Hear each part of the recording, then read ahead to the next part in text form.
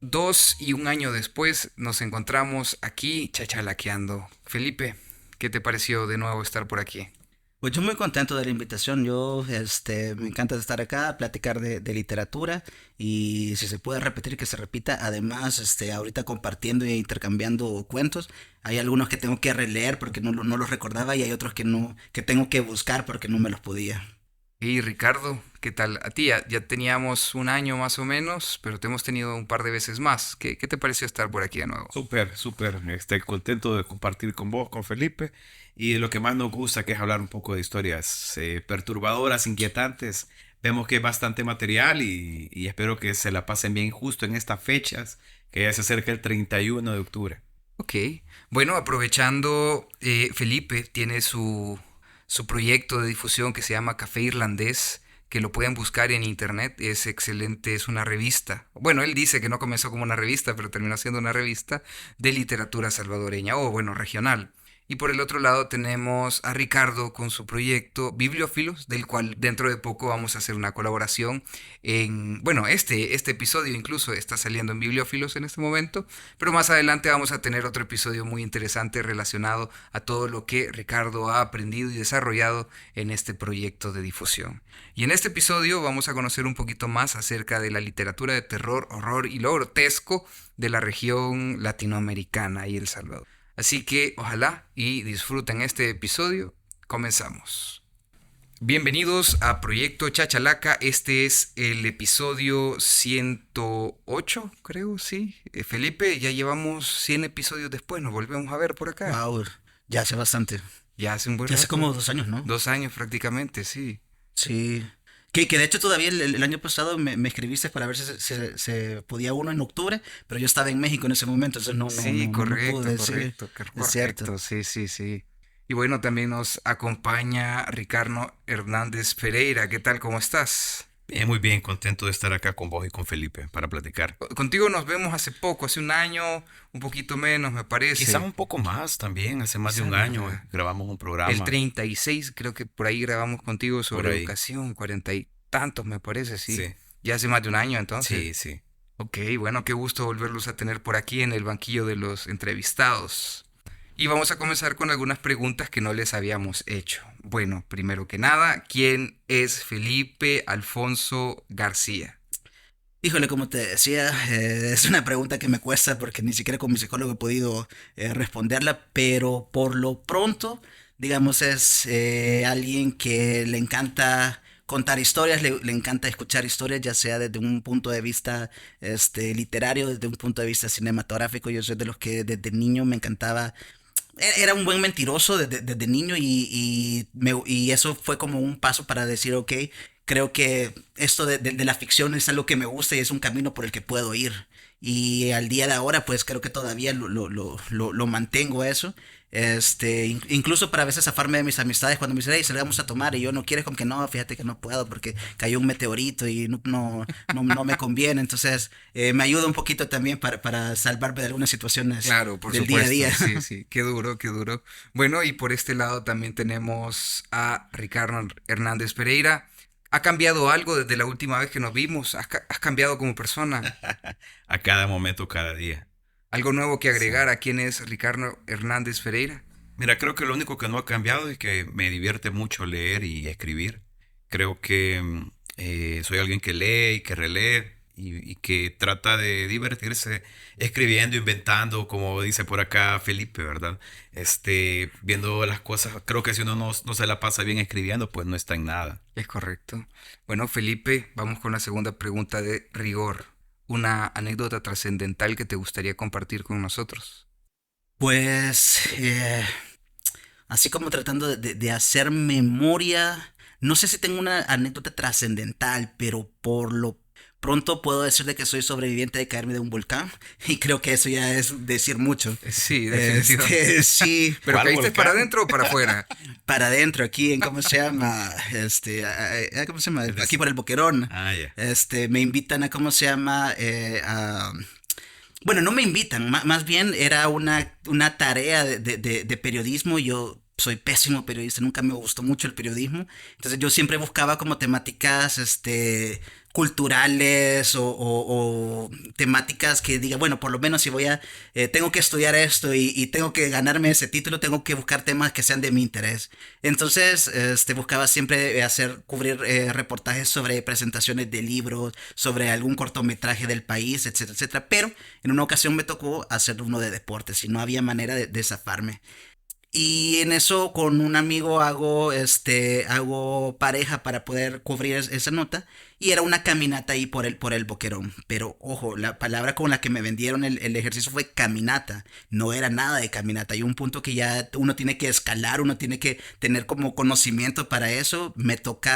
Empezamos a caminar y hay un momento en el que ya el camino se cierra y a fuerza hay que bajar con soga. Y en mi vida lo había hecho yo, bueno, me verán que no tengo la mejor condición física, aparte que había llovido, la tierra estaba mojada, me dicen, usted solo ponga el pie acá, baje y no se suelte por nada del mundo.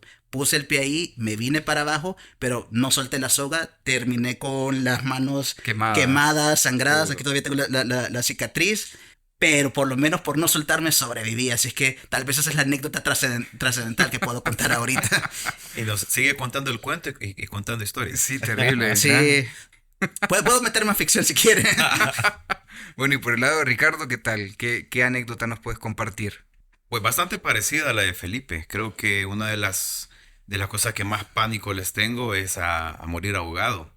Y creo que tenía como unos 14, 15 años cuando vinieron unos tíos de Estados Unidos y fuimos a la Costa del Sol. Fuimos a ese turicentro de la Costa del Sol. Y bueno, y con varios primos, ¿no? Creo que una prima y dos primos más comenzamos a jugar ahí en la playa, ¿no? Y nada, pues de pronto uno está ahí saltando, jugando en medio de las olas y después uno ya no siente el piso de la arena, ¿no? Y fue un momento en el que ya no lo sentí, yo pues que un inútil que no puede nadar, o sea, hasta ahorita no puedo nadar y me parece bien irónico porque mi hija, María José, es una muy buena nadadora, incluso estuvo hasta federada, pero yo si no puedo, me comenzó a arrastrar el mar, entonces vino mi primo Randy, y pues me jaló, ¿no? Me jaló y en lo que él me jala, pues logré medio poner el pie en algo ahí firme y logré salir, pero él se lo llevó a la corriente, ¿no? Afortunadamente estaban por ahí unos señores salvavidas y nos sacaron a los tres, pero sí, fuimos así como el oso, toda la Terrible. gente ahí viendo, se nos acercaba y uno No, pero mira, mejor que... escupiendo agua, tosiendo. Pero Y no mejor fue, y no haciendo fue el la oso única que vez. muerto. ¿Ah? Pero mejor haciendo el oso que muerto. Pues sí, mejor. Y no ha sido la única vez, sino también en una poza en Santiago Nonualco. Fuimos con unos amigos de la universidad a grabar no sé qué cosa, un programa. Mira, vamos a la poza. Y pensando que la poza no estaba tan honda, medio intenté nadar y me acalambré. Igual, es lo mismo, ¿no? Si no hubiese estado en unos hipotes ahí que se estaban aventando, jugando y no me sacan, igual quizás no estuviese contando la historia acá. Duro. Entonces es un terror así que, no sé, pues la vida es tan irónica, pero así no me gustaría morirme Sí, así, ahogado correcto. por inmersión. Definitivamente. Bueno, vamos a comenzar entonces este episodio con estas anécdotas de supervivencia por parte de nuestros invitados. Este episodio tiene como tal el objetivo de hacer análisis a algunas narrativas de terror. Pero aquí me gustaría comenzar trayendo una pregunta del episodio 6 que tuvimos contigo. Y es, ¿cómo definís esto del terror, horror y lo grotesco en la literatura? Si me pueden compartir, por favor, cuál es la diferencia de cada uno de estos géneros. No, bueno, es bien complicado porque, a ver, hay diferentes traducciones que, digamos, hacen chocar un poquito los conceptos. Hay autores que tratan al terror como algo más, psicológico, como algo más emocional, más filosófico, y el horror como algo más físico. Y hay autores que dicen exactamente al revés. Yo me quedo más con esa traducción en la cual el terror es lo físico, es a lo que le podemos poner cara, a lo que sí lo podemos ver. Y al horror como esa parte filosófica, ese miedo a algo que no podemos ver. ¿Por qué me quedo yo con esta traducción en específica?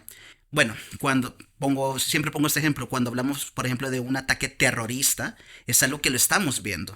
Es algo que vemos, por ejemplo, el famoso ataque terrorista del 9/11. Toda la gente podía ver precisamente los aviones chocar contra los edificios de las Torres Gemelas y ahí había un terror específico, le podían poner cara. Pero el horror va más allá. Una vez ocurre eso, que una vez se estrellan los aviones, el horror es, ¿y ahora qué viene? ¿Ahora qué sigue? ¿Qué es lo que puedo Como esperar? esa psicosis. Esa psicosis es un más filosófico, más emocional, más espiritual, que no podemos ver, que ya no es el ataque precisamente de un avión con un edificio, sino que qué es lo que vamos a esperar a partir de esto que está ocurriendo. Entonces, a mí me gusta más quedarme con el terror, como esa parte física, como ese miedo, o algo que podemos ver, que puede ser desde un monstruo, un asesino serial, o qué sé yo, algo por un arma, por ejemplo, y el horror como eso filosófico, como un miedo a la muerte, un miedo a lo que no conocemos, un miedo bueno, la misma ansiedad puede ser Como un, algo ¿cómo se llama? latente por ahí. Exacto. Y lo grotesco ya es un concepto que ese sí no hay ningún problema de traducción, porque es lo que viene más adelante Stephen King a agregar en esta selección, donde ya es algo más gráfico, algo más grotesco, valga la redundancia, como por ejemplo puede ser las vísceras, lo gore que le dicen ahora, la sangre, la viscosidad, que es repulsivo para uno y que también es una forma de miedo. Ah, ok. Bueno, Creo que no sé si estoy mal, pero creo que fue Lovecraft que dijo que el horror, el terror surge, es todo lo que viene después de violar una ley universal, si no me equivoco. Es decir, es todo lo que parte y que viene a cortar, a romper lo que se nos hace habitual o cotidiano, ¿no? Es decir, utilizando el ejemplo que dio Felipe, el ver los aviones estrellándose en las torres más altas de Nueva York parecía un sueño. Yo creo que, no sé, no fui testigo, pero las personas que estaban ahí tuvieron una sensación de irrealidad. O sea, realmente esto está pasando, estoy soñando, estoy vivo, y qué viene después, ¿no? Entonces creo que esos sentimientos de incertidumbre que te perturban, que te erizan la piel, e insisto, también esta es una cuestión bastante subjetiva, ¿no? Porque lo del terror, o sea, así como menciona Felipe, puede haber algo gore, algo terrible, algo visceral, a algunas personas les puede impactar de distinta manera, hay quienes les puede gustar, ¿no? Creo que Cliff Barker en su prólogo los libros de sangre menciona eso, ¿no? Que Cliff Barker asiste a una marcha de Halloween y su amante va vestido de un demonio, y menciona en el prólogo que toda la gente se acercaba a tocarlo, a hablar con él, y reflexionaba precisamente sobre esa sensación de deslumbramiento, de fascinación ante lo que puede parecer horrible, grotesco, pero a la vez hermoso. Y a veces eso nos pasa, no somos muy Lo curiosos en ese sublime, sentido, ¿no? lo sublime. Lo sublime. Y uno mira, por ejemplo, han habido acá una explosión, un montón de desmembrados ahí por la explosión. O sea, te aseguro que la gente corre a querer observarlo. ¿Por qué? O ha ahí habido un está como el terrible morbo. accidente, ¿no? Claro, Sí, exacto. es que de hecho es una, digamos, una característica de la literatura de terror, lo sublime. ¿Qué significa?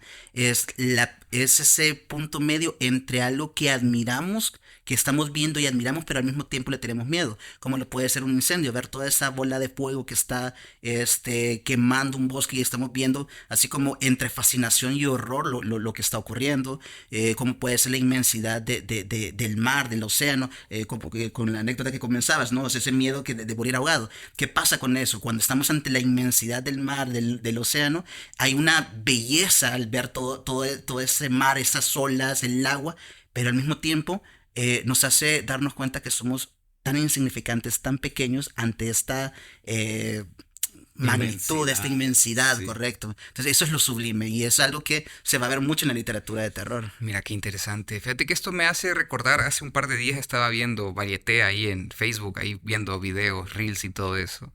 Y de pronto hablan de este punto de Nemo, me parece, que es la distancia más lejana a cualquier isla o cualquier lugar en el mar.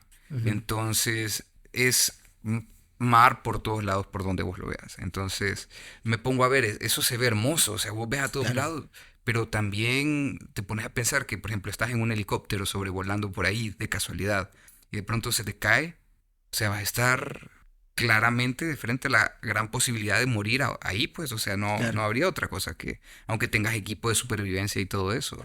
Entonces es aquella fascinación, pero con aquella latencia de muy probablemente fenecer ahí, ¿verdad? Sí, es darnos cuenta que al final somos nada a comparación de otros fenómenos naturales o incluso situaciones, porque igual, o sea, pensar en una guerra, al final de cuentas, bueno, tal vez no es tanto ver con fascinación la situación, pero uno ve todo lo que puede pasar, las explosiones y todo, y uno dice, wow, ¿qué está pasando? Lo estoy contemplando y me estoy sintiendo tan insignificante, tan nada ante este evento tan grande que está ocurriendo.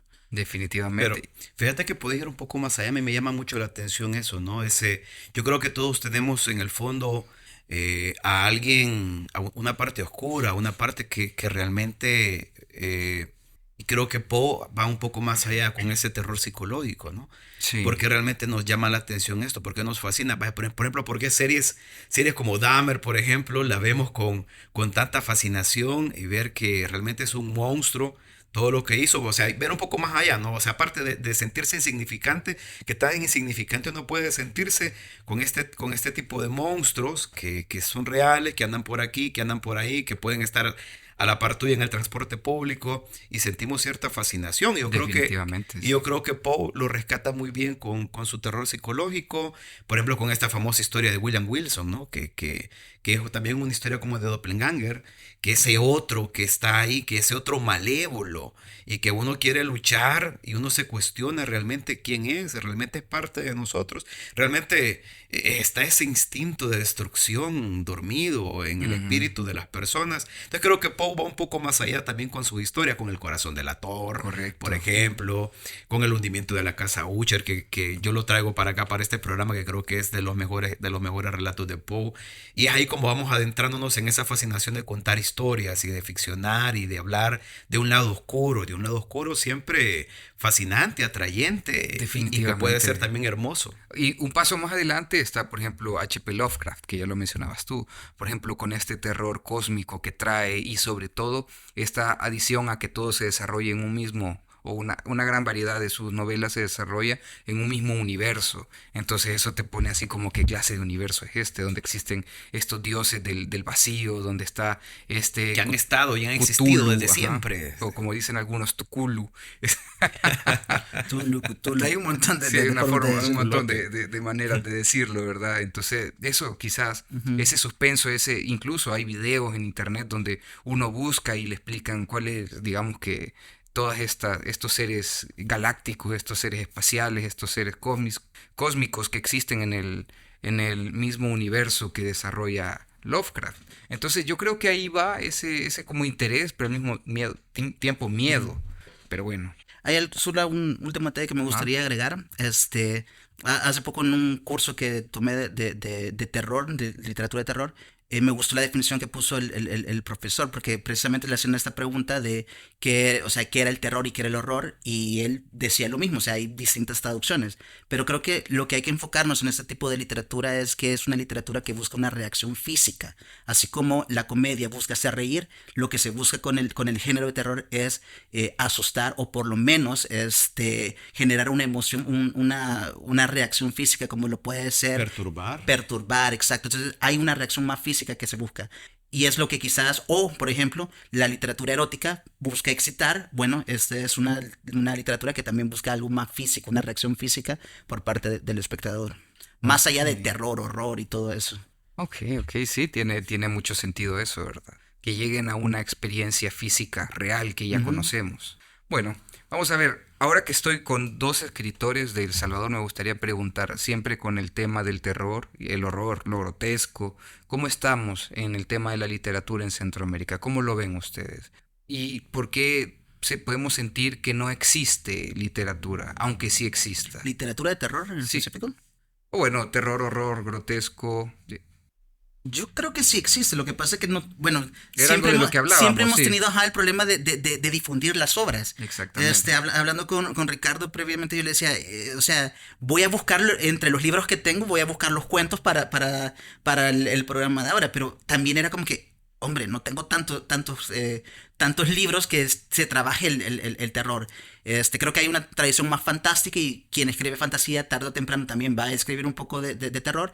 Pero entonces digo, ok, el problema es que no conocemos tantos autores porque no tenemos acceso, porque hay libros que ya se dejaron de publicar, o si no estás en una biblioteca y sabes precisamente a quién buscar, no vas a poder encontrar esos libros. Pero que se está escribiendo, sí. No sé si hay algún autor salvadoreño que digamos que dedicó toda su obra al género, pero por lo menos sí han habido varios autores que un cuento, una novela o algo por el estilo, sí ha trabajado ese género. Y Es que como la son los falta menos de un difundidos. repositorio. Sí. Sí, No, y correcto. fíjate que casualmente son textos que no son tan difundidos incluso por los mismos autores.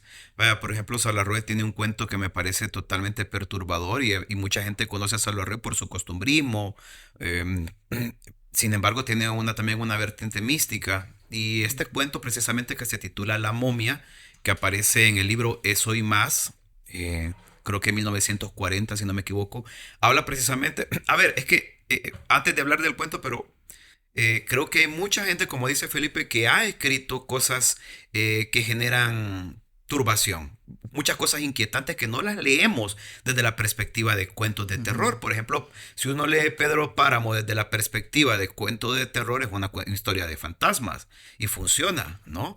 Muchos cuentos de Claudia Hernández también, si uno los lee en una clave de cuento de horror, funcionan. Mariana Enríquez mencionaba este cuento de La puerta condenada de Julio Cortázar, que para ella es como un cuento de terror magnífico de Cortázar, cuando quizás muchas personas no lo vieron así o no lo entendieron así, pero realmente perturba ese cuento. Y en el cuento de la momia, que aparece en este librito, Eso y más, es una historia fascinante que habla sobre una muchacha que está, no sé si en Santa Tecla, en uno de esos lugares, a inicios de siglo, que está profundamente perturbada, que parece que tiene pesadillas, tiene alucinaciones, tiene ataques, y la familia invita a un grupo de amigas a que la acompañen, a que no la juzguen, sino que la escuchen. Y la misma chica dice que está loca. Y del otro lado del mundo, en Londres, un famoso arqueólogo tiene en su poder a una momia que precisamente es una mujer que fue sacerdotisa y que él mediante una serie de procedimientos científicos hace que la momia vuelva a la vida. Sin embargo, la momia vuelve con todas sus facultades físicas intactas, pero parece que tiene una carencia de conciencia o de alma. Y es donde hace la correspondencia con la señorita que está acá en San Salvador. No la sigo contando, creo que está bastante difícil, solo aquellos que tengan la narrativa completa de Salarrué o al rato quizás la digitalizamos y la compartimos alguna revista digital, vamos a poder leerla. Pero es realmente un cuento que perturba y que te deja pensando, es un cuento muy inquietante. Porque al final tratan de matar a esta criatura y bueno, por ahí quedo. Pero sí, insisto, si me estás preguntando sobre literatura, creo que hay mucha literatura que no se difunde como tal, pero que puede leerse y disfrutarse de esa manera. Ok. Hay algo muy importante que acaba de decir Ricardo y que creo que vale la pena destacar. Acaba de mencionar la relación del cuento de fantasmas, porque cuando hablamos de terror, automáticamente pensamos que el género de terror se limita al cuento de fantasmas, o sea, que debe de haber un fantasma que quizás es más que todo por el pensamiento mágico que tenemos con las religiones y todo, pero no solamente es un cuento de fantasmas la literatura de terror. El cuento de fantasmas viene más que todo de la tradición europea, y más específico del romanticismo, si no me equivoco, que surgen este tipo de historias paranormales. Pero no toda historia paranormal era de terror, algunas eran fantasía y otras sí ya se dedicaron más al terror. Ahora bien, hoy y en esta época, la redefinición del terror valga la redundancia, es otra, al punto de que ya no es un cuento de terror, no necesariamente tiene que ser un cuento de fantasmas. Ponía Ricardo el ejemplo de la serie esta de Monstruo, la historia de Jeff Dahmer, y ahora tiene una segunda temporada que son dos hermanos que mataron a los papás.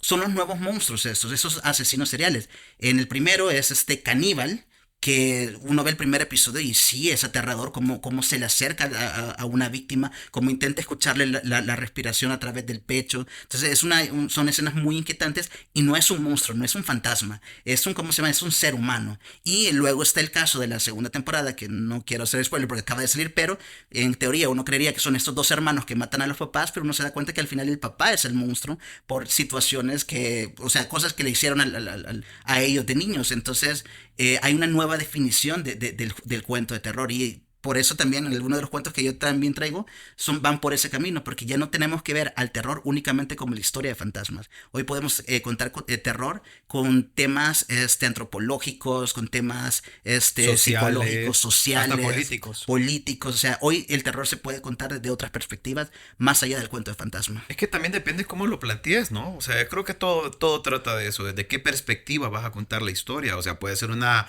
historia de lo más trivial, siento yo, ¿no? Que puedes estar desde la parada de autobuses esperando algo, pero de la manera en cómo planteas esa perspectiva, esa manera de ver las cosas, también te hace sentir esa incertidumbre, esa inquietud de que algo está ahí, algo va a pasar o que algo está pasando. Okay. Está el caso, por ejemplo, del cuento que mencionabas en tu podcast con Pedro, el cuento de Salarrué, el ángel en el espejo. El ángel en el espejo, sí. Exacto, o sea, al final comienza siendo una historia que podríamos decir es un cuento de fantasmas porque habla de una aparición. Es un informe, ¿no? Es como un informe que se está haciendo, pero los pobladores de la zona están como diciendo, no, es que se aparece como un espanto o algo por el estilo, pero cuando uno termina el cuento se da cuenta que está haciendo una referencia precisamente a la masacre del 32. Entonces ya ahí hay un tema histórico, ya hay una maldad mucho más allá de lo paranormal, sino que es esa maldad o ese temor a algo, pues un etnocidio que ocurrió en el país, ¿no? Entonces ahí ya viene esa parte antropológica donde también el terror se puede nutrir. Pero ahí viene también este concepto de creepypasta, ¿no? De que tenemos un hecho histórico, una situación que sí sucedió, y entonces se le empieza a crear, se le empieza a añadir algunos elementos que uno puede decir, bueno, lo estoy leyendo, sé que es ficción,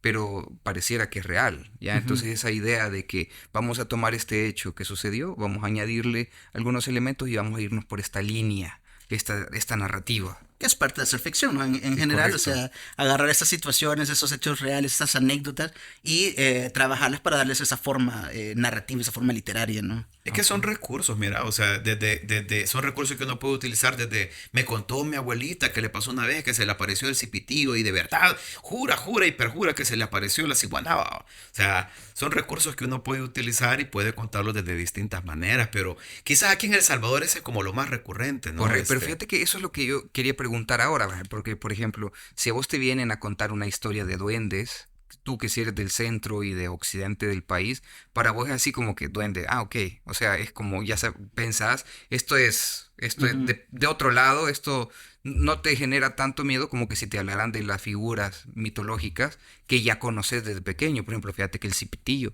en tal parte se parecía, o que te empiezan a narrar de esto. Ya para Oriente sí hablan de la duenda, el duendecito y todo esto porque es parte de lo folclórico de esa zona.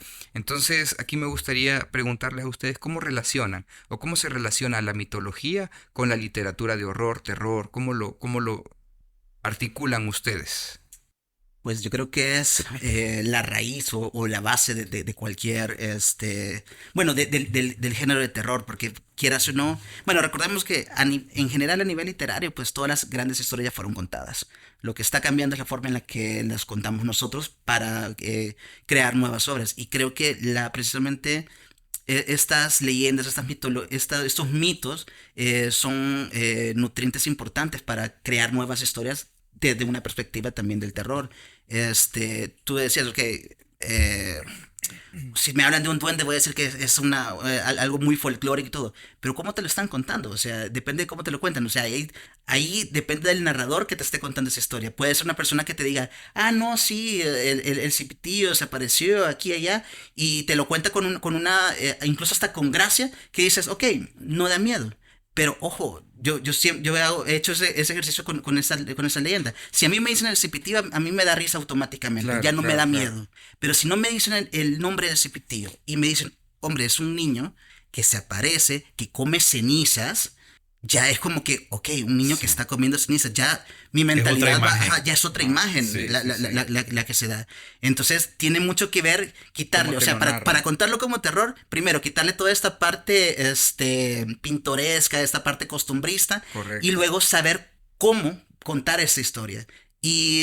Ya me desvié un poquito de la idea, pero las leyendas, los mitos son, no solamente para la literatura de terror, para la literatura en general, son base para contar las historias, han funcionado para la literatura infantil, han funcionado para la literatura de terror, e incluso muchas de estas leyendas a veces las podemos adaptar y contar una historia del diario vivir, ¿no? No necesariamente del terror. Por ejemplo, hay una historia que precisamente trata de un demonio y uno podría pensar, wow, es una historia tremenda, ¿no? Pero es el charlatán y Jack de Clive Barker, que es precisamente un demonio que tiene como encargo de Satanás de hacer que un mortal caiga, porque parece que este hijo tiene una relación de herencia de una iglesia satánica, entonces quiere hacerlo caer. Pero al final es una historia muy divertida. Si ustedes leen El charlatán y Jack de Clive Barker, es una historia que tiene mucho humor, que tiene mucha risa. Realmente es una cuestión que uno se divierte leyéndola, aparte de las cosas extrañas que ocurren, porque hay muchas cuestiones paranormales.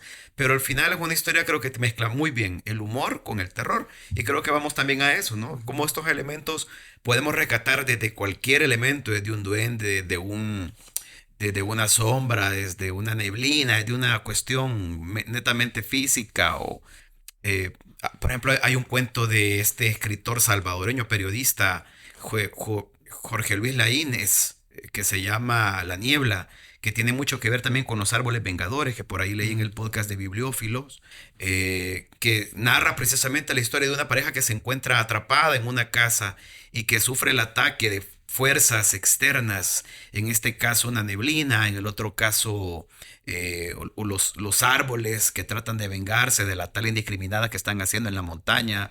Es un montón de elementos, ¿no? Creo que son recursos desde cuentos, desde fantasmas, desde recursos naturales. O sea, la imaginación del ser humano es tan grande, tan amplia, que pues depende de cómo te cuenten la historia, puede funcionar como una historia de terror. Y ahora que decís eso de dependiendo de cómo te cuenten la historia, Felipe, ¿nos puedes leer un cuento de terror?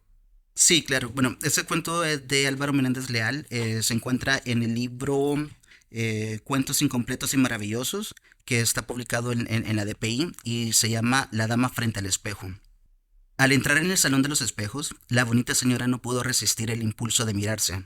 Por lo demás, es un impulso natural, y su comisión no envuelve nada delictivo ni pecaminoso. Había entrado para esperar a la marquesa, con quien bebería el té en el coqueto jardín inglés del flaco izquierdo del castillo.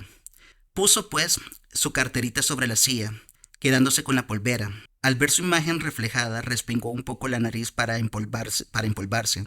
Luego la puso en su sitio, con un gesto regañón a dos o tres cabellos rebeldes, y se ajustó el traje sastre.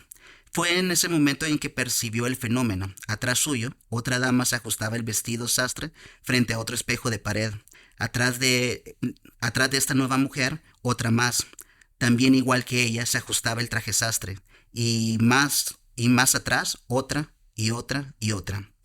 Dio ella un paso, retirándose alarmada del espejo.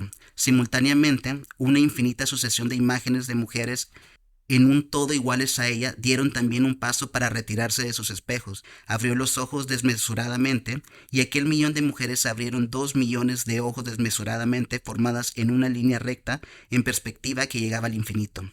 Palideció. 10 millones de mujeres palidecieron con ella. Entonces dio el grito, llevándose la mano a los ojos. 100 millones de mujeres corearon su grito y repitieron su gesto. Cayó al suelo. 1.000 millones de mujeres cayeron al suelo, gimiendo. Ella se arrastró sobre la gruesa alfombra árabe, y un incontable número de mujeres, como soldados sobre el terreno, calcaron uno a uno sus movimientos despavoridos. No logró salir del salón de los espejos. Al acudir los sirvientes, encontraron muerta a media humanidad. Barrer los despojos fue labor de titanes. Wow. Ok. Adelante, Ricardo. Me encantaría leer un cuento de Claudio Hernández aparece en su libro La canción del mar. Este cuento lo discutimos con Pedro Romero Irula en un podcast de los 10 mejores cuentos salvadoreños y se titula El cerco de acacias. A media tarde un hombre con los dientes roídos por las caries y el cabello blanqueado por el viento del Tánger se asomó por la reja de la propiedad y llamó al niño de la casa, quien había sido enviado por su madre a jugar fuera para que no interrumpiera la conversación que mantenía ella con los huéspedes. Esos árboles y yo tenemos la misma edad, dijo, señalando las altísimas acacias que marcaban los confines del terreno. Los sembró mi madre el año en que yo nací. Decía que mi corazón era uno de ellos. El niño lo escuchó maravillado decir que conocía todos los secretos de sus ramas porque antes de irse con los barcos para aprender el lenguaje de las olas, pasó muchos años en ese lugar aprendiendo de ellos. Asintió cuando el hombre le preguntó si quería que le enseñara a convocar a los habitantes de la arboleda para que departieran con él cada que lo enviaran a jugar solo. Aprendió en esa hora a articular los inconfesables nombres de 3 aladas criaturas de 4 patas y arrugados rostros que se posaban sobre las ramas, contestaban a sus preguntas y le enseñaban a llamar a otros seres que esparcían por el lugar un penetrante olor similar al de los nidos de las serpientes y le contaban historias del mundo y sus pueblos que lo distraían de sus asignaciones. Tanto lo alejaron de ellas que su madre se inquietó y ordenó a los empleados que averiguaran lo que hacía su hijo, solo fuera de la casa. Se echó a reír cuando una lavandera le dijo días después que su abuela, quien había trabajado en casa en su juventud, le aseguró que el niño hablaba con el corazón del marino y las sombras que lo habitaban. Le pareció que la mujer era víctima de su imaginación hasta que, viendo a su hijo caminar frente a los árboles, al final de la tarde, percibió el aleteo de un cuerpo oscuro que salía por entre las ramas de las acacias y se perdía en dirección al sur. Dio entonces la orden de que derribaran el cerco de las acacias esa misma noche, para que el niño no terminara haciéndose a la mar, como decía la abuela de la lavandera que sucedería. Quedó complacida cuando, al despuntar el día, el espacio estaba inundado de la luz que antes se quedaba aprisionada en el ramaje. Pero perdió la sonrisa cuando, al llegar la tarde, su hijo se paseó por el camino de siempre y las criaturas a las que había tratado de espantar acudieron a su llamado y se posaron sobre las ramas de unos invisibles árboles que ella no podía derribar. Ok, mira, y si te pones a pensarlo, no son narrativas que te llenen de terror, de miedo, pero sin embargo está lo fantástico, lo fantasmagórico, por así decirlo, ¿verdad? Es que lo fantástico siempre va a estar de la mano con con el terror hasta cierto punto, sobre todo cuando vamos a hablar del cuento de fantasmas, ¿no? O sea, este académico Todorov decía que está esa línea entre lo extraño y lo maravilloso, ¿no? Entre qué es lo que necesitamos saber para que el relato sea fantástico, sea maravilloso o simplemente sea algo extraño. Lo extraño sería cuando podemos responder la historia a través de las leyes naturales que tenemos, pero cuando no y se necesitan crear nuevas leyes, crear otros mundos, ya estamos hablando de algo maravilloso. Entonces, quieras o no, el terror y sobre todo lo sobrenatural va a ir de la mano de este concepto. Y me gustaría también preguntarle a ustedes, ¿alguna vez los han asustado? ¿Alguna vez han sentido que están de frente a algo misterioso, algo que no tiene explicación? Pues mira, una vez sentí creo que ya es cliché, pero estaba en mi cama y sentí que se sentaron cerca de mis pies. Obviamente no era mi casa, estaba en otro lugar, estaba con unos familiares. Pero yo le pregunté a alguien, mira, y se levantó tu mamá, mi tía, a sentarse. No, nadie se ha levantado. Pero yo sentí que se sentaron, ¿no? Nada más. Luego, mi mamá me contó una cuestión de un sueño que tuvo. Acababa de morir mi abuelo en 1992 y ella soñó que a las semanas tuvo un sueño con él.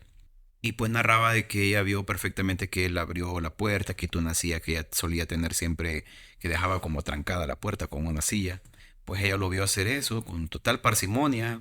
Entra y ella le dice, papá, ¿y qué hace aquí? Mira, quería decirte que a qué hora me va a dejar tranquilo Isabel, que era mi abuela, ¿no? ¿Cuándo me va a dejar en paz? Y nada más, solamente eso le dijo, salió, puso la silla y salió. Y al llegar, al llegar a la casa de mi abuela, pues le dice a mi mamá, mira, mamá soñé con mi papá, me dijo esto, y andaba tal ropa, esto y esto y esto así vestido. Pues fíjate que con esa ropa lo enterramos, me dice. Y mi mamá no tenía idea de que con esa ropa lo habían enterrado. Con esa ropa lo enterramos, me dijo. Y pues son cuestiones inexplicables, pero creo que de lo paranormal eso es lo más cercano que he percibido. Ok. Felipe. No, desgraciadamente, desgraciadamente, en mi caso no me han asustado.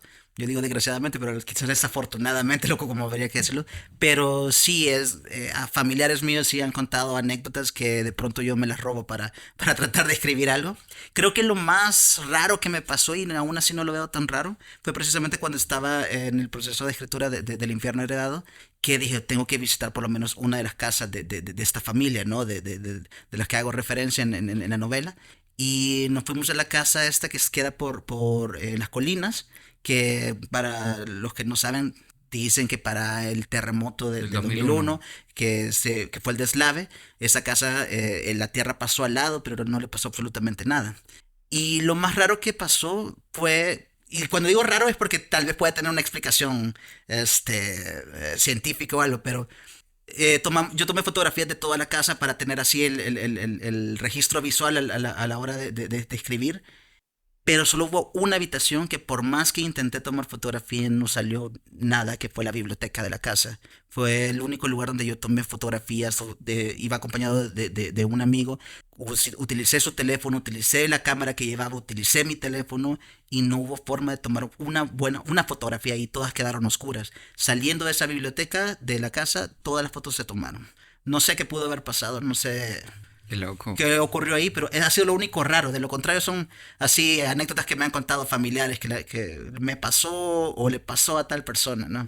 Qué loco. Fíjate que ahora que Ricardo estaba comentando esta historia de que su familiar había visto a este otro pariente y con la ropa en la que lo habían enterrado, fíjate que una amiga me contó una vez una historia un poco curiosa que ella había vivido. Ellos tenían un tío, ellos son dos hermanos, una hermana y un hermano. Tenían un tío que se había distanciado de la mamá de ellos y por lo tanto no los había conocido y que no habían tenido mucha interacción. Ella estaba pequeña, dice. Entonces ya el tío como que de pronto quería solucionar las cosas, pero en ese lapso de tiempo falleció. Entonces ellos no pudieron conocerlo, nunca lo pudieron ver. Entonces fueron al velorio. Entonces llegaron ya anoche y ya no pudieron llegar con la familia y todo esto. Entonces ella dice que una persona como Blanca, con cierta ropa específica, particular, llegó y se sentó con ella y estuvo como jugando o como pasando este rato con ella. Entonces al día siguiente, cuando ya fueron al velorio, dice que la persona que estaba en el ataúd era con quien había interactuado la noche anterior. Esta persona como translúcida, transparente, medio brillante era la que había conocido. Bien loco eso.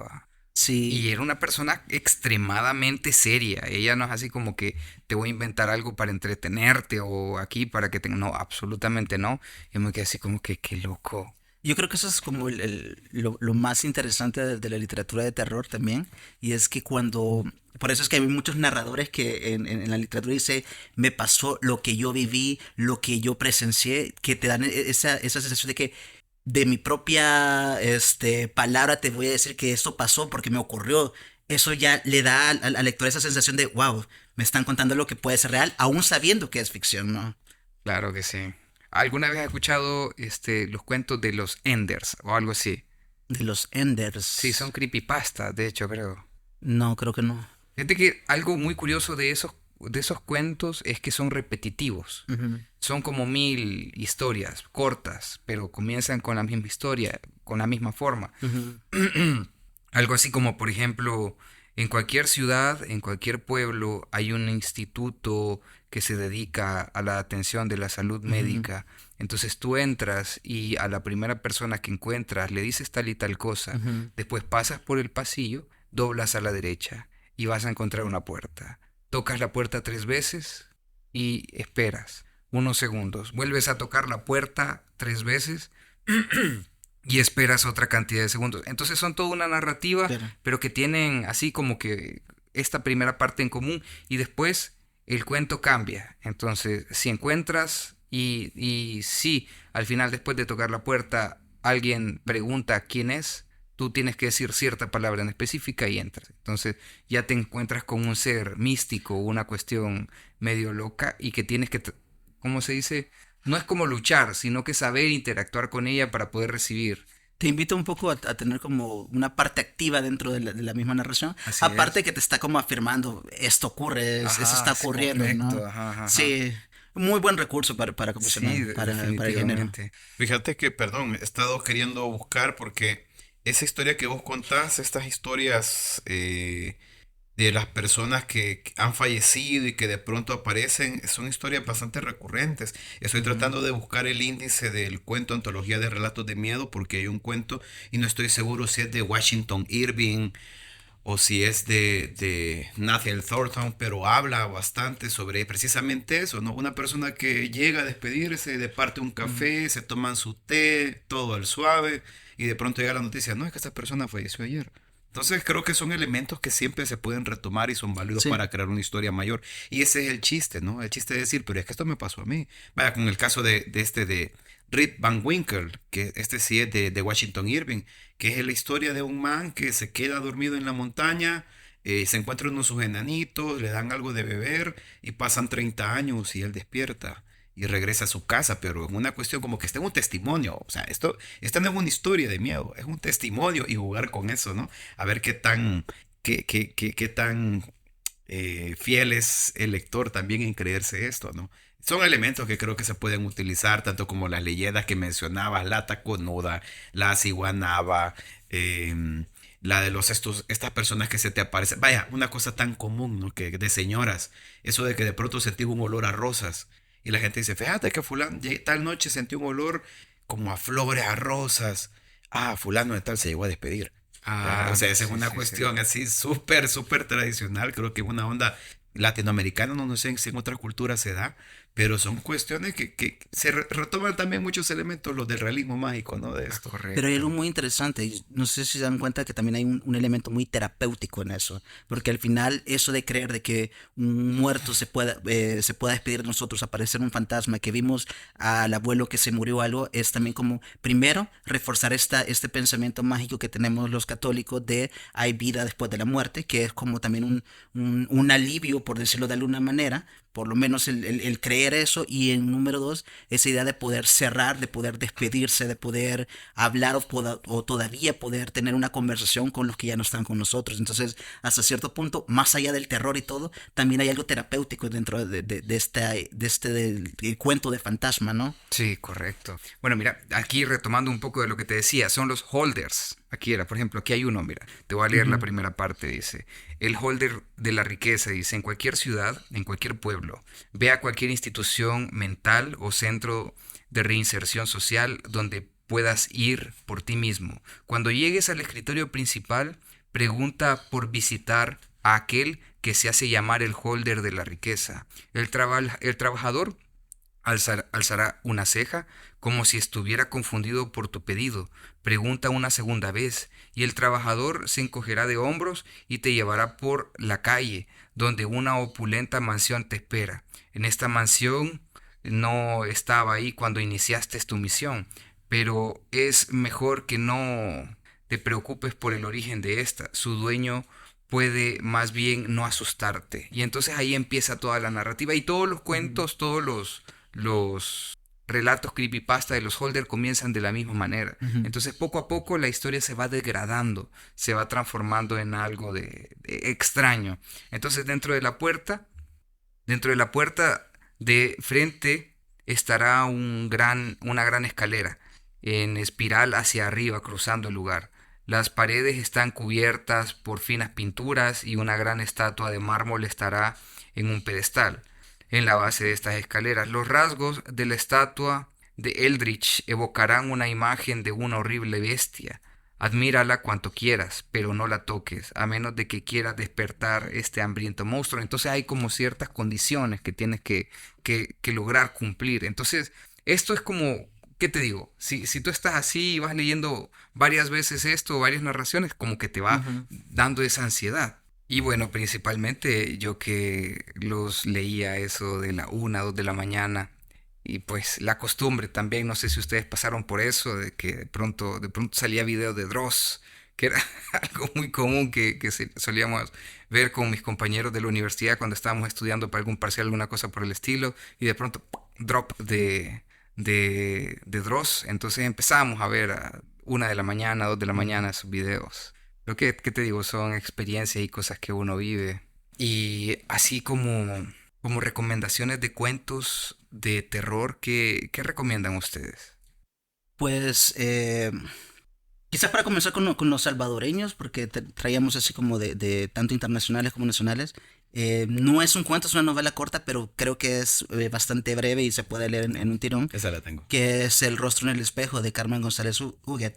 Al principio yo dudaba si ponerla como terror, porque si bien es cierto es un relato de fantasma, por momentos la actitud de la protagonista, que es bastante confrontativa con las situaciones de la casa, me da más la impresión que es como un cuento más fantástico que de terror. Sin embargo, la razón por la cual sí dije tiene que estar es porque hace mucha referencia precisamente a lo que hablábamos con Salarrué en el caso de El ángel del espejo. Por alguna razón tenemos un fetiche con los espejos en la literatura de terror. O Sí. sea, no por gusto cambiamos nuestro oro por espejos, pero bueno, este... Ok. Y también ya mencionabas Menéndez Leal, ese es un Menéndez cuento de Leal espejos también también. con los espejos. Pero aquí lo que me llama la atención es que digamos, el elemento paranormal, que es una casa básicamente que tiene como esta presencia paranormal, viene a partir también de este tema de una masacre, de un etnocidio. Y de hecho, estoy viendo que había subrayado un apartado del libro que dice: la masacre se representó en toda su crudeza ante nuestros ojos. Todo volvió a pasar, las viejas heridas sangraron, y al final, sobre la tierra maldita por la sangre derramada, triunfó de nuevo la muerte. De nuevo es esta idea, ¿no? De que más allá del fantasma en sí, lo que genera todo este terror viene de algo todavía más humano, una más natural, entre comillas, que puede ser como un etnocidio.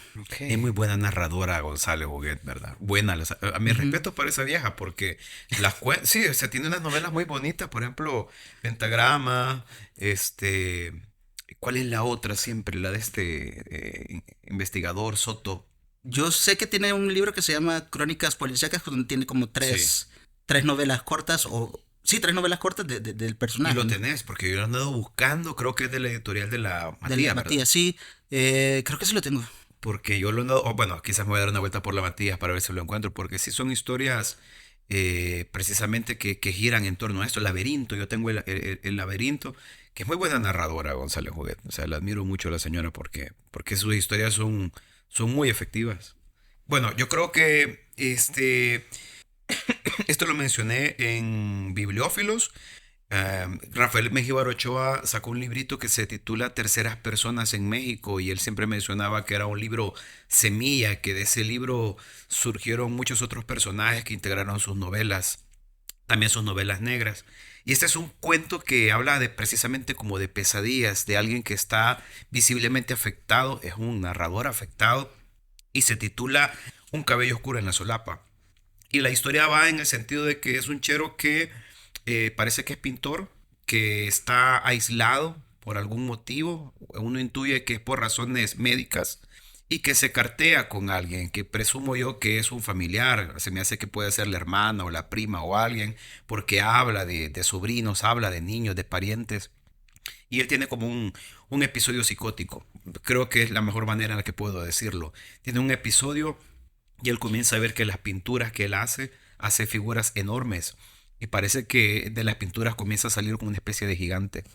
También creo que, bueno, como dije, creo que en El Salvador tenemos una tradición más de una literatura fantástica, pero es inevitable que quien escriba fantasía no llegue en un momento a escribir algo que roce con el terror, y por eso creo que uno de los libros que yo siempre he recomendado es El Diablo sabe mi nombre de Jacinta Escudos, que son cuentos, ella misma lo ha dicho, que son cuentos oníricos, o sea, vienen de los sueños, y por lo tanto hay dos en específico que creo que cumplen bastante con las características del terror. Por ejemplo, el cuento Días del Fin, donde nos narra básicamente cómo va a ser el fin del mundo. Y aquí vemos lo que comentábamos al principio, ¿no? Sobre lo sublime, sobre eso de sentirse pequeño ante fenómenos naturales o ante situaciones.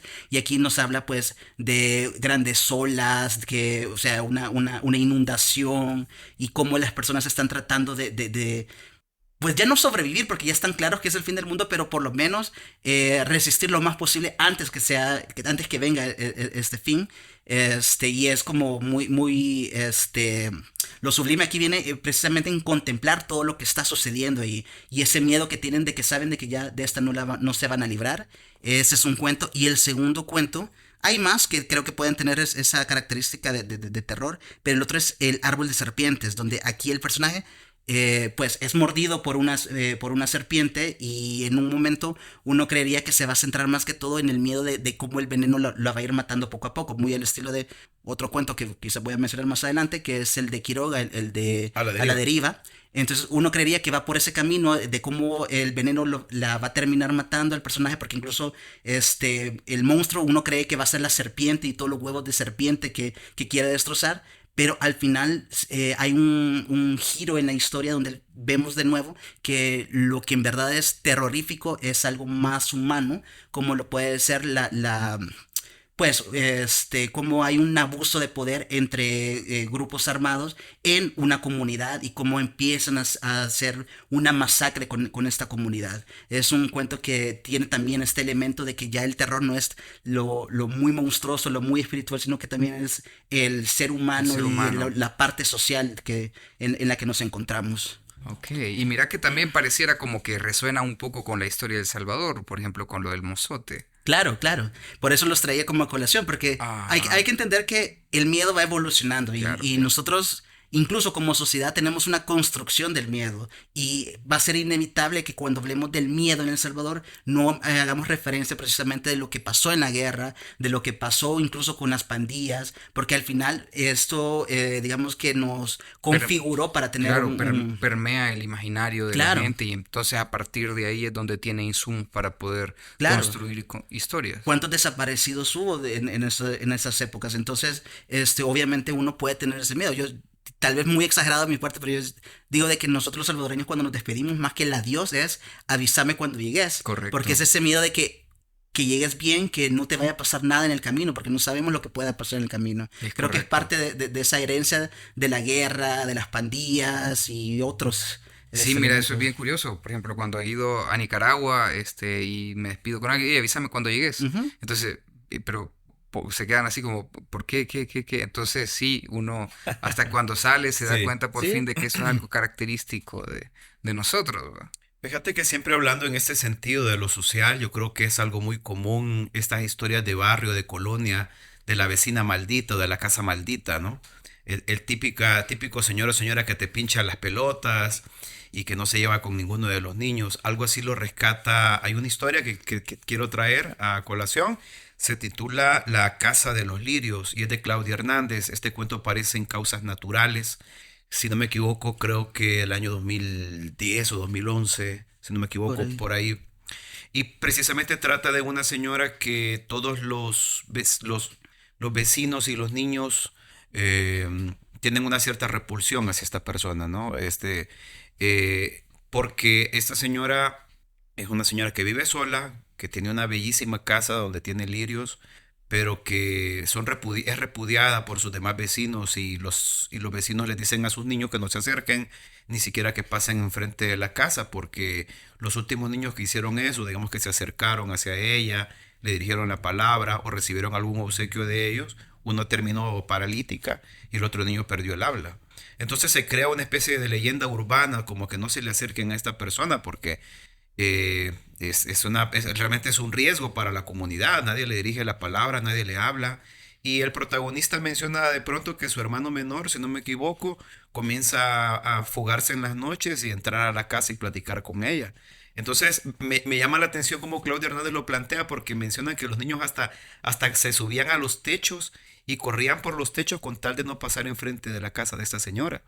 Eh, no sé si la apedreaban también o le tiraban cosas a la casa, pero al final se descubre, ¿no? Cuál es la verdadera razón de esto. Y creo que eso es lo bonito del cuento, que te lleva a imaginarte un montón de situaciones, te lo plantea de una manera terrible, como esta persona es vilipendiada por toda una comunidad y realmente al final se descubre que son otros los motivos. Es muy bonita esta historia y realmente es un libro que me gusta mucho de Claudia Hernández. Ok. Quizás otro, para continuar con Álvaro Menéndez Leal, siempre en el mismo libro, está el cuento El Condenado, que lo traigo porque, como decía, el miedo va evolucionando y obviamente el miedo que tenemos nosotros en la actualidad no va a ser el mismo miedo que se tenía en otra época. Y creo que Álvaro Menéndez Leal viene todavía de una época, no digo que ahorita ya no seamos muy religiosos, pero donde había mucho peso para escribir terror sobre el ocultismo, sobre el esoterismo y todo este tipo ¿qué son dis- disciplinas, Sí, ciencias no son, pero creencias. creencias, etcétera.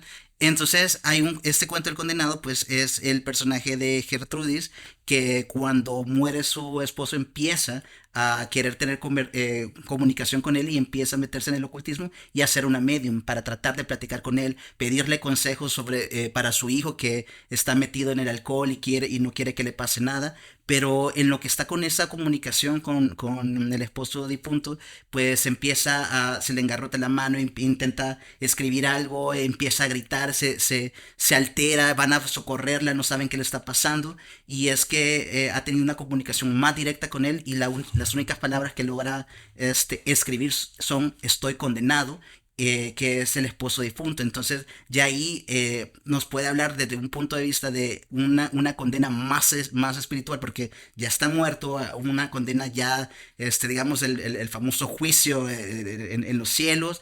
Y ya es como ese temor de que algo, aún así, después de muerte, todavía puede haber un castigo para alguien, porque te retratan al esposo como que no fue la persona más ejemplar, ¿no? El ciudadano ejemplar que se podría creer. Ok, interesante. Hay, Mira, hay, hay cuentos y literatura para el rato. no, y son escritos por salvadoreños y salvadoreñas. Aquí lo único que lamentamos es que no exista la circulación de los libros como debería de circular. Pero para eso están estos podcasts, ¿no? Para hacer la recomendación y pues por ahí, tal vez en los usados o en alguna otra librería pueden encontrar estos ejemplares. Yo traigo a colación un cuento de un amigo que tenemos en común con Felipe, que es Benjamín Silva, a quien le mandamos un saludo. Tiene un cuento que creo que tanto a Felipe como a mí nos asustó mucho y es un cuento que está en el libro Fuego Oscuro, que ganó los Juego floral. Juegos Florales. Sí, no recuerdo en qué año, este sí no me acuerdo en qué No, año. tampoco No, mi no, memoria. no, no. Pero creo que lo ganó, no sé, 2015 por ahí. Se llama Fuego Oscuro, es de Benjamín Silva y el cuento se llama Viaje Astral y trata de la historia de un chavo que comienza a tener eh, estas experiencias de desprendimiento, ¿no? Y tu cuerpo astral comienza a viajar y el chero comienza a obsesionarse con los viajes astrales. Primero comienza a viajar desde sus sueños, sueña que vuela, luego ya comienza a desprenderse de su cuerpo y él obviamente tiene a alguien que lo va guiando y le dice, esto es muy arriesgado porque, y eso también yo lo había escuchado, te puedes topar con un demonio que ande por ahí. Y al final esto ocurre, ¿no? En medio de estos viajes astrales, él se encuentra con un demonio. Y bueno, por ahí sigue la historia. Es un cuento que te mantiene con una tensión en todo el relato, en toda la historia, que menciona precisamente esta alegoría, o esta alegoría que menciona Benjamín, que somos como niños, que nos adentramos a ciertas aguas, como cuando estamos en la playa, y no creemos que no hay peligro hasta que vemos de cerca al tiburón, ¿no? Entonces eso es lo que le pasa al protagonista. Comienza a meterse en algo que realmente pierde el control y pues paga hasta con sus últimas consecuencias. Es una historia muy bonita. Ok. De hecho, en Ajá. Café Irlandés hay una entrevista de Sí, Benjamín Silva que le hizo Felipe, ¿verdad? sí, y bueno, Benjamín, yo creo, ojalá, cruzo los dedos, que podría ser un autor de acá que se dedique completamente al terror. Tendremos que ver cuál va a ser su siguiente publicación, pero yo ya tuve la oportunidad, en alguna ocasión él me pasó el manuscrito de otro texto que todavía no ha publicado, que dije, wow, va por muy buen camino. Y bueno, esperemos que si lo logra publicar, pues se empiece como ya a posicionar como un autor de terror de aquí de El Salvador, porque creo que no hay uno así directamente de terror o solo de terror, creo que todavía no No, hay, creo, no sé. Ok. De nuevo el tema de la De la falta distribución de, y sí, todo. correcto, de conocimiento de este tipo porque es una cosa que venimos diciendo en el podcast desde hace tiempo y es que se están haciendo cosas, pero muchas veces no hay visibilización. Uno por ejemplo, que viene de fuera puede pensar, es que en El Salvador no hay música, pero la gente que está en el medio sabe que aquí hay muchos grupos musicales emergentes, nuevos, y con muy buena música, muy buena producción, pero es aquello de que no tienen los medios ni la capacidad de poder visibilizarse, como las grandes producciones, ¿verdad? Que vienen de fuera. Sucede igual con la literatura. Aquí se está escribiendo, se están haciendo excelentes producciones, excelentes escritos, pero muchas veces no llegan a nosotros, no los logramos identificar, no los vemos. Entonces yo creo que ahí es donde tendríamos que empezar a ir buscando la manera en que, por ejemplo, instituciones universitarias, el Estado, tratara de generar estos espacios, ¿no? Y darles como un realce. Claro. Había traído también unos Ajá. textos así, más internacionales, más de autores internacionales, pero porque me gustaría como también hablar un poquito sobre unas características del terror, porque sí, ya dijimos cuento de fantasma y el cuento un poquito más social, pero creo que algo que define un poquito o podemos identificar más un cuento de terror es esa empatía que logramos tener con el protagonista y que podemos sentir hasta cierto punto lo que está sintiendo, eso de Ajá. provocar una reacción física a través del relato.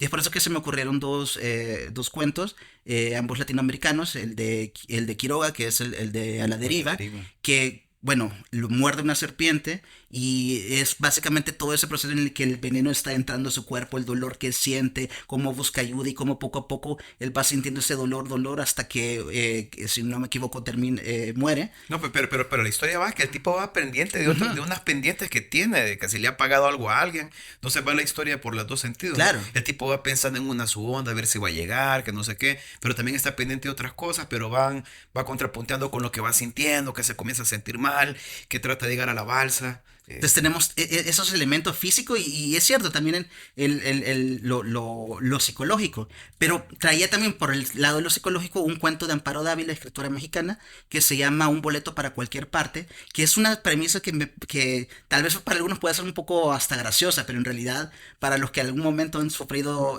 ansiedad o tienen esos pasajes de ansiedad, pues se puede identificar. En el cuento hay un personaje que sale de una reunión con sus amistades, él está pensando las cosas que tiene que hacer, que tiene que hablar con el jefe para pedirle un aumento, porque quiere casarse, piensa en la mamá, y cuando llega a la casa tiene un detonante tan sencillo como que vino una persona a buscarlo, no sé quién es, pero lo quiere ver. Y ya eso desata en él una ansiedad de decir, ok, ¿quién es? Y si es una persona que viene para darme la noticia que mi mamá está enferma, que está grave, no, pero ella estaba bien de salud. Pero si me viene a dar la noticia que se murió, no puede ser que se murió. Y si son, si son los papás de mi novia que me quieren decir de que ya están cansados y que no quieren que la vuelva a ver. Y empieza a desatar toda esa ansiedad, todo eso, ese caudal de pensamientos que a veces tenemos, que nos imaginamos el peor escenario posible, que también al final la parte psicológica es parte fundamental del terror. Correcto, correcto. ¿Qué cuentos, historias? Mira, ya que mencionó Felipe a Amparo Dávila, me gustaría recomendar a un autor también latinoamericano. Felisberto Hernández tiene un cuento maravilloso que se llama La casa inundada. Es un cuento bastante inquietante de un tipo que es contratado por una señora pasada de peso, pero que es tan pesada que ella tiene que andar en una canoa o una especie de balsa porque toda su casa la tiene inundada, o sea, las habitaciones están inundadas, todo está inundado. Incluso el teléfono lo pasan por un pequeño como barquito, se quiere hacer una llamada y el tipo tiene una función en la casa, pero la casa ciertamente es inundada y en medio del patio hay como una especie de jardín hermoso, bueno, donde antes era una fuente, pero ahora está lleno de tierra y unas plantas enormes. Y él dice que tiene cierta fascinación porque se le queda viendo las plantas y él sospecha, porque la señora es viuda, de que probablemente esté ahí. Bueno, al menos yo como lector me lo imagino que tal vez ahí esté el esposo. Y es una cosa fumadísima y súper inquietante, perturbador. Repito, la casa inundada de este escritor uruguayo Felisberto Hernández y bueno, ya te había mencionado la Puerta Condenada de Julio Cortázar, que es otro gran cuento que creo que merece la pena. Bueno, también hasta Moya, hasta Horacio Castellanos Moya tiene su cuento de fantasmas, ¿verdad? Bueno, recuerden. Se llama Amaranta. Este cuento yo lo leí por primera vez en la antología del amor de la muerte, donde Rafael Mengíbar Ochoa fue el antologador y aparece en este libro de cuentos, que es como la recopilación de casi todos los El de cuentos. Tusquets, El de la- Tusquets, que tiene Ajá. tiene el título de Cervantes, con la congoja de la pasada tormenta, es una frase que aparece en el Quijote, si no me equivoco. Con la congoja de la pasada tormenta, este cuento de Amaranta, que es un profesor universitario que tiene sus aventuras con sus estudiantes, pero él se muda a un apartamento y pues lo está comenzando a arreglar y parece que este apartamento tiene cierta historia. Hay una vecina obsesionada que le dice, mire, pero en este apartamento murió una joven y pues comienza él a tener ciertas eh, que encuentros con esta muchacha al punto de a este espíritu, ¿no? Al punto de que llega a tener encuentros sexuales con ella y bueno, él va a San Salvador, se va Ya, hasta ya no me acuerdo. Metrocentro Ok. y el tipo pero solamente lo puede ver y tiene un final loquísimo, peladísimo. Se llama Amaranta y aparece, bueno, aparece también La congoja de la pasada tormenta. Y es un cuento muy divertido, lleva un buen ritmo, y es peladísimo, pelado, pelado. Ok. Creo que tampoco podemos, yo traje suficiente listado, ¿verdad? Pero creo que tampoco podemos omitir ahorita, hablando de algo más contemporáneo, de lo que está haciendo tanto Mónica Ojeda como Mariana Enríquez. O Sí. sea, bueno, para comenzar con Mariana Enríquez, que ahorita es toda una rockstar en ¿cómo se llaman? A nivel mundial. Mundial. En México hacen hasta filas para conseguir una firma de ella y todo. Pero ella tiene un cuento que a mí me gustó mucho porque cuando yo tuve la oportunidad de ir a Argentina me decían, no, es que el miedo más grande de los porteños, de la gente de aquí de Buenos Aires, es precisamente quedarse sin nada, quedarse pobre, quedarse en la calle. Dice, esto como efecto de toda la situación económica que viven allá, ¿no? Entonces es uno de los miedos más grandes. Entonces ella tiene un cuento que se llama El Carrito, que está creo que Los peligros de fumar en la Sí. cama, en el que hay un vagabundo que empieza a cagarse en un vecindario y todos los vecinos se escandalizan, le quitan el carrito donde tiene sus pertenencias, lo sacan casi que a patadas, mientras que una de los vecinos que creo que es psicóloga, dice, no, a ver, un momento, cálmense, tranquilos, no lo traten así, pero ya era tarde para todo lo que le hicieron, y este hombre como que les lanza, o dan a entender que les lanza como un hechizo, Una maldición. una maldición, y poco a poco Ajá. todos los vecinos empiezan a perder sus comodidades, empiezan a A caer en endeudarse y desgracia. todo, a caer en desgracia, hasta llegar a un punto de canibalismo al final de la historia, excepto loco, man. la familia que lo defendió a ese señor. Entonces tiene un poquito este miedo de quedarse sin nada, de perderlo Que todo. se hacen pasar que también están Claro, en desgracia para claro. que no se los harten. Exacto, Sí. claro. Entonces es precisamente esta construcción del miedo que tenemos como sociedad. Y así viene Claro, también claro. otros, ¿cómo se llama? Otros textos, por ejemplo, aquí metería dos de un solo, que sería Cabeza Voladora de Mónica Ojeda y el de... ¿cómo Es se del llama? carrito. No, el otro de Mariana Enríquez, que se llama el segundo libro, el de... El chico sucio. El patio del vecino. No, el que tiene el nombre del otro libro. Las cosas que Las perdimos. cosas que Bueno, perdimos en el fuego, donde aquí ya vemos un tema un poco más social, en el que ya le estamos dando mucho más enfoque precisamente a la violencia de la mujer, a los feminicidios, donde ya en esto lo transformamos en algo más de terror. Ya no es, de nuevo, la historia de fantasmas, ahora son acciones que pasan en la realidad, que pasan hoy en día. En el primer cuento de Mónica Ojeda, pues, si mi memoria no me falla, el vecino bueno, escucha que el vecino está como jugando a la pelota, por decirlo de algún modo, y cuando cae la supuesta pelota al patio, en realidad es la cabeza creo que de la hija, si no me equivoco, o un Qué personaje loquera, femenino. man. Entonces ahí se dan cuenta de que en realidad no era lo que pensaban, se vienen los medios de comunicación, empiezan, ¿cómo se llama?, a llevar el caso, la pobre chica que descubre la cabeza está afectada por lo que ve y empieza a escuchar ruidos en la casa donde vivía el vecino, ahora ya preso y todo, y se mete por curioso a esa casa y se da cuenta que hay como un ritual que se está haciendo en honor a precisamente estas mujeres que han sido parte de un caso de violencia, ¿no? Ok. Entonces da una impresión o da como una idea como de los famosos aquelarres de antes, ¿no? Y lo mismo con las cosas que perdimos en el fuego, donde aquí los personajes, por crear una estética, una moda a partir de la misma violencia, empiezan a quemarse entre ellas para, ¿cómo se llama?, para poder incomodar y asustar a todas las personas que las han violentado, y de nuevo está ese ritual de quemarse, o sea, de meterse dentro de una hoguera y quemarse, que da mucha impresión al aquelarre. Entonces tenemos dos historias con una temática social, pero que están transformadas con una temática muy tradicional de terror, como son las brujas, el aquelarre, etcétera, etcétera. Ok. Fíjate que Claudio Hernández tiene un cuento que dialoga bastante con ese de las cosas que perdimos en el fuego. Aparece también en Causas Naturales, se llama Canícula, que es una serie de mujeres que son encontradas calcinadas, y que, bueno, andan detrás de un tipo que es el autor de todas estas masacres, y al final lo encuentran a punto de asesinar a su última víctima, pero la víctima les dice, no, es que nosotros les pedimos a ellos que nos hagan eso. Es una cosa bien yuca, y me sorprendió la correspondencia que hay Ujú. de estas dos narradoras con esa historia y con esa temática también, y cómo lo tratan. Ok, yo quisiera hacer dos recomendaciones. Bueno, Ujú. no leo tanto como ustedes, porque ustedes sí mastican chicles como leen libros, la verdad.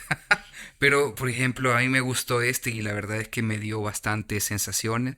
Es de Ernesto Sábato, El túnel. La verdad es Ujú. que es, para mí, o sea, yo estaba, ¿qué? Algo joven cuando lo leí. La verdad es que me destruyó la cabeza y pasé con, con cierto miedo durante bastante tiempo. Y es que comienza hablando el personaje principal de que está desde la cárcel narrando cómo es que mató a la persona a la que más amado. Y ahí va narrando poco a poco la historia y uno va sintiendo que este personaje es como, como una especie de persona con ciertos traumas, con ciertas dificultades de relacionarse y desesperado por la interacción humana y encontrar a alguien que entienda lo que es él. Entonces ahí es donde empieza toda la historia y pues la verdad es que es dura la historia. A mí me gustó. De ahí está esta otra que se llama Aurora y el Ah, libro es de Carlos Fuentes. Aura. Aura, sí, correcto, Aura, Aura. Entonces, la verdad es que me encantó cómo va narrando la historia de este historiador contratado por una señora mayor que tiene ciertas conductas extrañas y es un libro que te da cierta sensación, te da textura realmente. Tú lo vas leyendo y vas sintiendo la humedad de las estancias, La ese oscuridad perpetua de la casa. exactamente, correcto, esa sensación de olfato que te puede producir estar en un cuarto viejo con olor a madera y húmedo, con esas partículas ujú. que se logran ver al sol entre la ventana y Y que pues nunca alcanzas a ver nada completamente, porque siempre hay una especie de exactamente, sombra, sí, así, sí, una sí. penumbra Sí, perpetua. y eso me encantó, que eran dos libros que por uno, el túnel que realmente te, te golpea, te da una sensación de realmente nunca estás del todo seguro de las cosas, y ahora que la verdad es que es todo un viaje fantástico por una narrativa en la que vos decís, esto es este es el malo, esto es lo malo, aquí no hay nada malo, ¿qué es lo Ujú. que sucede aquí? Y al final te deja como una sensación bien extraña, es un muy buen libro, la verdad. Sí. Pues yo creo que depende también, ¿no? Porque vos puedes, imagínate con estos libros, trabajas desde los ambientes, cómo vas construyendo desde los ambientes, en el caso de Aura, el comportamiento extraño, dejar siempre en la duda, me parece, me recuerda mucho a Otra vuelta en la tuerca de Henry James, que realmente no está seguro si la que está afectada es la narradora, la institutriz, o si realmente está viendo esas cosas, esos acontecimientos extraños, esas apariciones, y creo que por ahí pasa un poco también este libro. Y en cuanto a la de Juan Pablo Castelli, María y Barney Hunter, que nunca los olvido, imagínate, pasa también por las obsesiones. Yo creo que puedes también plantear una historia de terror a partir de tus fobias, de tus filias, de estas cosas que realmente te obsesionan y que no puedes parar de pensar en ellas, como pasa con El corazón del actor, por ejemplo, de Poe, Oh, ¿no? correcto. Que realmente el tipo está obsesionado con algo y cómo esta obsesión te lleva a hacer cosas realmente monstruosas.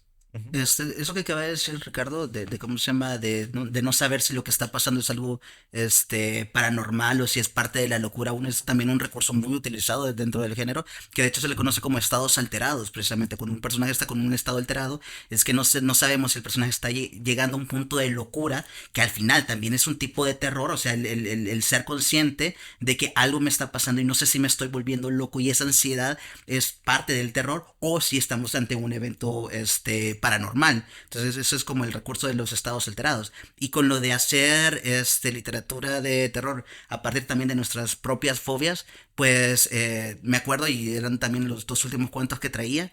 El primero es La ciudad sin nombre de Lovecraft, que está el rumor, dicen, no me consta, no lo conocí obviamente, que él tenía como cierta xenofobia, él tenía como este rechazo al extranjero de que llegue a contaminar su cultura y todo, y tiene precisamente este cuento de la ciudad sin nombre donde el personaje está como explorando una ciudad desierta, una ciudad abandonada, de la que dice que los árabes siempre la tratan de evadir, no quieren meterse.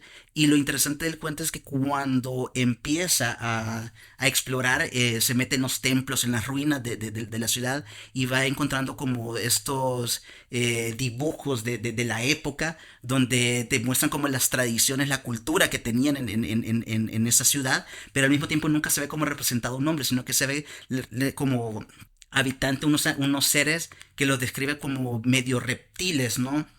Anfibios, Casi como como cocodrilos aparece y con el todo. señor, ajá, también lo mencionan en aquella otra de el terror de, no, creo que es el terror de Dunwich, Ajá. sí, ¿verdad? Que Sí, son sí, como sí. gente deformadas, con cabezas chatas, con orejas grandes, con bocas largas, como de reptiles, Pues similar sapos. esto reptiliano que dicen, ¿no? Para que al final del cuento aparezcan estos personajes y es lo que desata el terror.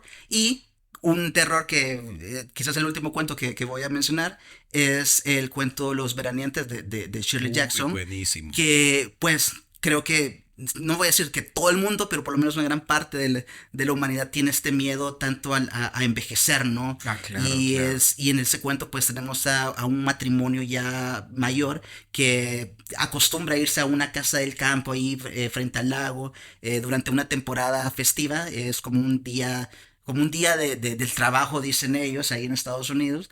Y es, en esa ocasión dice, está haciendo muy buen clima, creo que lo que mejor podemos hacer es quedarnos una temporada más, un mes más en la casa. Pero lo extraño que empieza a ocurrir es que al final todas las comodidades que podrían tener en esa casa de campo, pues se le empiezan a cerrar. De pronto es como que No, pero es que todo el mundo les dice primero, es que nunca Ajá, nadie se ha exacto. quedado. ¿Y qué pasa? Y solo le queda, es que nunca nadie se ha quedado. Y todo, ¿verdad? Todos Todo. le Sí. repiten que Todo es jamás en el habían quedado pueblo. en ese pueblo y de pronto se les empiezan a cerrar esos suministros, como por ejemplo el que les da el petróleo, dice no, ya no tengo petróleo, no va a venir hasta el próximo año, entonces no puedo. El Luego cartero ya no llega. ya no les quiere mandar ¿cómo se llama? La comida a domicilio, Ujú. el carro se les arruina, el teléfono, pero lo más interesante es cuando recibe una carta del hijo y el hijo le dice, qué bueno que se quedaron ahí, quédense allá, mejor manténganse ahí. Y ellos leen la carta como si son las palabras de él, pero no siento que sea él. Hay algo extraño en esto. Y poco a poco se van dando cuenta que todo lo que los unía al mundo exterior se les está Cerrando. cerrando poco a poco hasta quedarse como más que una casa de campo, se vuelve una casa de retiro para ellos hasta cierto punto. Ok, interesante. Sí, fíjate que me gusta también que, va, este otro cuento de los pájaros de De Hitchcock. Dumarie, Ah, que ok. Hitchcock le retoma para la película, también va en ese sentido, ¿no? Es una familia que viven en la casa de un campo allá en Inglaterra y que de pronto comienzan a ver que el aire cambia, ¿no? Y dicen, el aire está cambiando, es el cambio de estación, ya va a comenzar las nevadas, es como por estas fechas, ¿no? Ya como por octubre, noviembre, supongo, que ya comienzan a cambiar el aire, ya comienza a soplar un poco más helado y la gente comienza a ver que los pájaros se comportan de una manera no convencional, que ven cada vez más especies de otro lado cerca. Está él ahí en su casa y comienza a picotear un pajarito en la ventana. Cuando abre el pajarito lo hiere, o sea, lo picotea como que le intenta arrancar un pedazo de mano y él va y se cubre y él comienza a presentir que el ambiente, el aire, las nubes, los pájaros, hay una agitación y creo que también eso aparece en los veraneantes, que el entorno comienza a agitarse.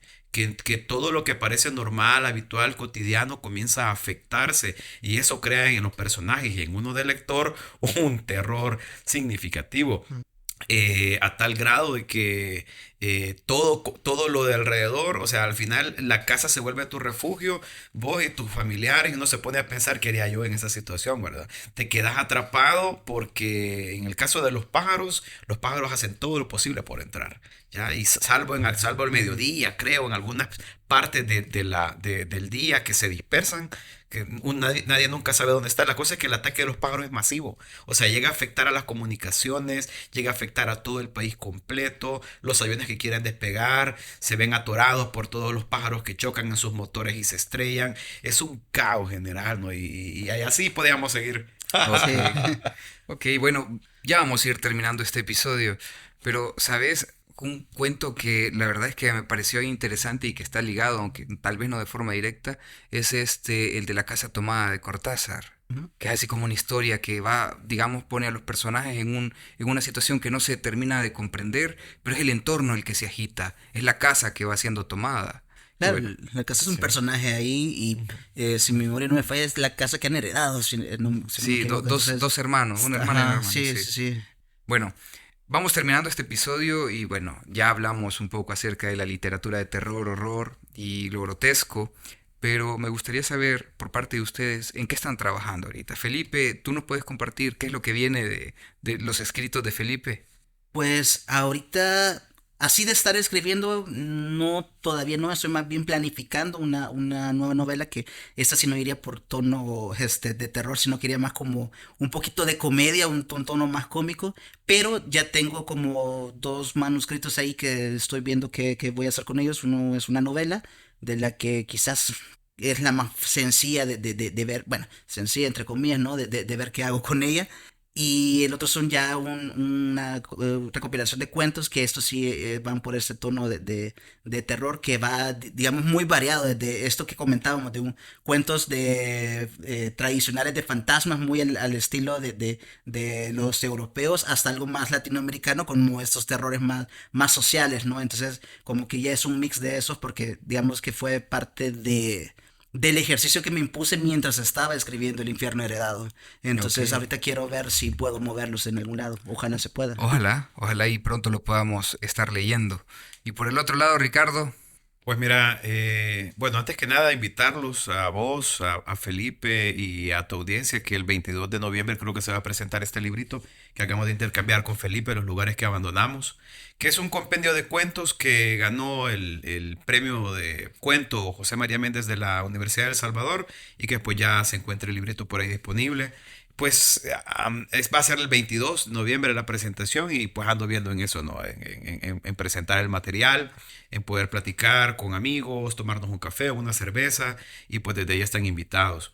Y bueno, lo otro es que sí, tengo también un manuscrito de una colección de cuentos, solamente que estos cuentos tienen una unidad, todas giran en torno a una temática, ya lo mencionaba por ahí Felipe que le gusta mucho esa temática del lago, de los lagos, lo mío va por los ríos, de hecho se llama la ciudad en los ríos, y pues lo tengo ahí, ¿no? Lo tengo ahí, lo estoy releyendo, los releo, los edito, los cuentos van creciendo poco a poco, creo que uno tiene que distanciarse de los materiales para para que para reencontrarlos. que se asienten bien y uno pueda llegar y leerlos y ver qué se le puede ajustar y saber por dónde va la cosa.